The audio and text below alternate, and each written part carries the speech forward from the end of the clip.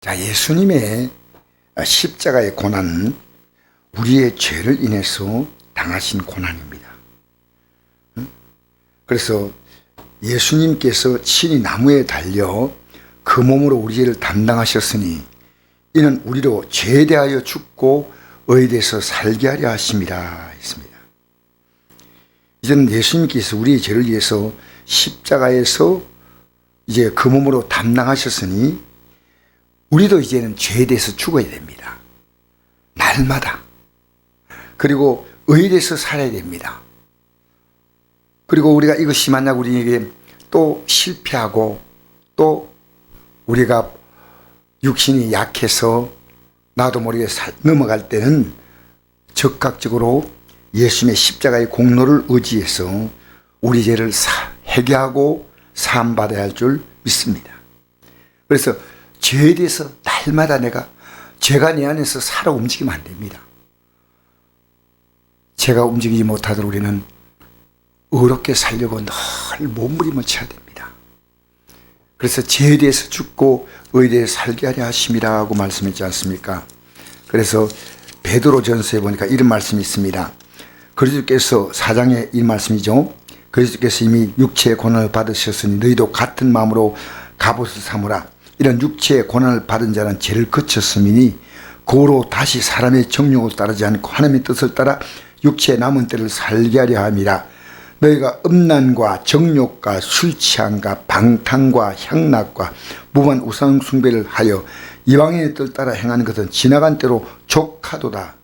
이러므로 너희가 그들과 같이 그런 극한 방탕에 다름질하지 아니하는 것을 그들이 이상히 비방하나 그들이 산자와 죽은 자를 심판하기로 예배하신 이에게 사실대로 고하리라. 아멘. 앞으로 우리가 이 살았던 모든 삶을 우리가 산자와 죽은 자를 심판하신 그분 앞에 우리가 사실대로 직고할 고백할 그날이 온다는 겁니다. 그날에 우리가 주 앞에서 부끄러운 자가 되어서 그 영광의 나라에 쫓겨나 하나님의 심판의 형벌을 받는 자가 되지 않아야 할 것입니다.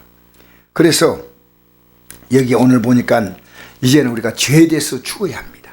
지나간 때에 그만큼 죄 짓고 살았으면 됐는데 이제는 죄에 대해서 죽고 의에 대해서 살아야 됩니다.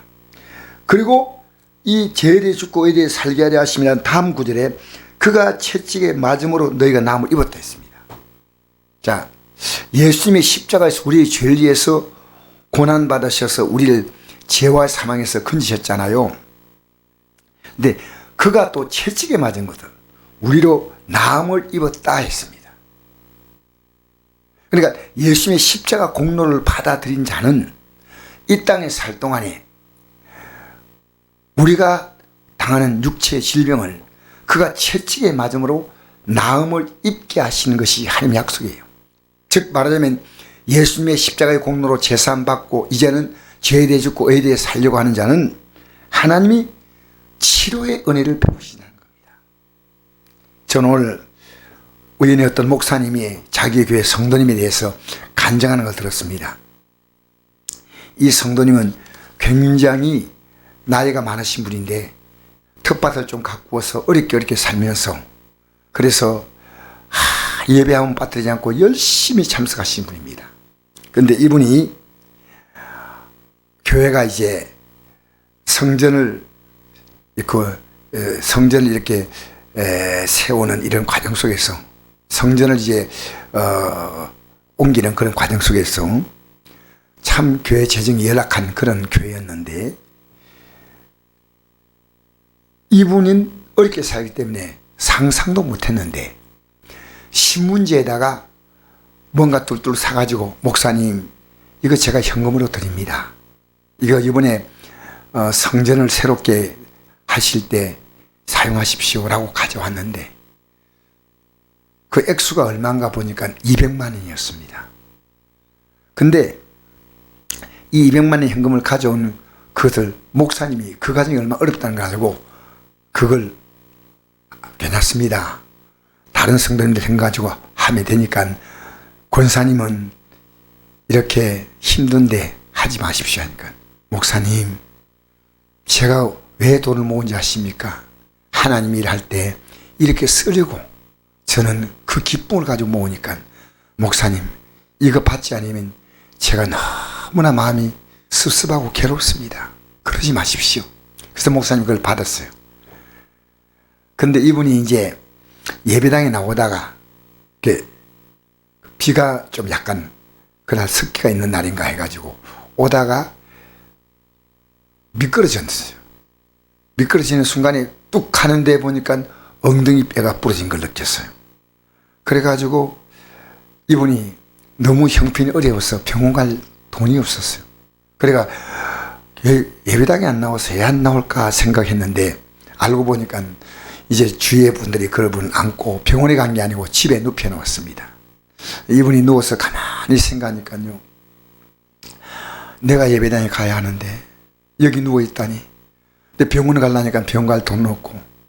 그래서 누워있다가 주님 나 좀 앉게 해주세요 하는데 그 엉덩이 뼈가 부러진 상태에서 앉으니까 앉아지는 거예요.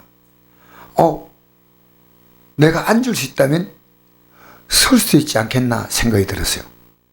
근데 서니까 일어서졌어요. 일어섰으면 내가 걸어갈 수 있지 않겠나 하고 걸어보니까 뼈가 부러지는 게 분명한데 걸어지더란 겁니다. 그래서 예배당에 나온 겁니다. 하나님이 기적적으로 그 부러진 뼈를 붙여주신 것입니다. 여러분 우리 이 땅에 살면서요,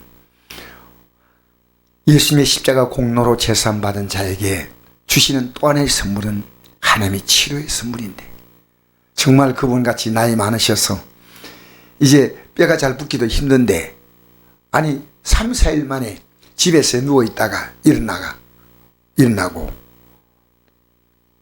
앉고 걷고 예배당에 나오고, 그리고 아무 일 없이 그 후로 잘 예배당에 나왔다는 얘기를 들었습니다. 참 감동입니다. 여러분 이 땅에 살면서 우리 육체를 치료하시는 그 하나님은 우리를 영원한 죄와 사망에서 우리를 건지시는 놀라운 하나님이십니다. 이 하나님을 믿고 산다는 것은 우리에게 있어서 엄청난 영광입니다. 그래서 저는 제사함받은 자가 이 땅에서 우리가 고통해도 육체의 병으로 당하는 고통보다 더 큰 고통은 없습니다. 그런데 나는 오늘 그 권사님의 간증을 듣고 너무나 큰 감동을 했습니다. 하나님이 저 권사님이 어려운 가운데도 그렇게 병원 갈 돈을 쓰지 않고 모았던 그 돈 가지고 하나님께 드리는 그 정성, 오직 주님을 바라보고 살아갔던 그 정성, 하나님은 그것을 귀하게 보시고 이 권사님을 그 뼈를 붙여서 정상적으로 활동하는데 의학적인 물론 도움 받으면 좋겠죠. 그러나 하나님의 역사로 말미암아 일어났다는 것은 지금도 채찍에 맞아 우러나무 입은 이 사건들은 우리의 삶 가운데 얼마든지 일어나며 누구나가 체험할 수 있습니다. 예수의 십자가의 공로를 잊고 영원한 생명을 약속받은 자는 이 땅에 얼마 있지 않은 허물일 이 육체조차도 하나님은 그 몸에 나음을 입는 은혜를 주신 줄 믿습니다. 오늘도 우리가 이 저녁에도 우리는 기도함으로 내 죄와 허물은 죄에 대해 죽고 의에 대해 살 뿐 아니라 우리의 육체도 하나님이 주시는 생명의 기운으로 우리의 몸의 모든 기능이 회복되기를 주의 이름으로 축복합니다.